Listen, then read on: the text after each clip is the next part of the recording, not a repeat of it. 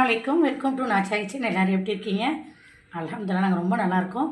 இன்றைக்கி மத்தியானம் லஞ்ச் என்னென்னு பார்த்தீங்கன்னா சூப்பரான ஒரு லஞ்சு தாங்க. கறி சூப்பராக இருக்கும், சுட சுட சோறு, அதுக்கப்புறம் வாழைப்பூ பொரியல், அதுக்கப்புறம் என்னென்னு பார்த்தீங்கன்னா சூப்பரான கருவாட்டு குழம்பு வச்சுருக்காங்க.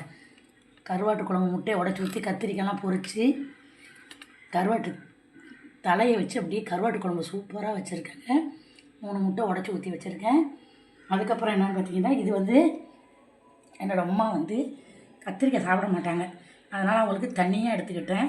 எங்களுக்கு மட்டும் கத்திரிக்காய் பொரித்து விட்டுட்டாச்சு.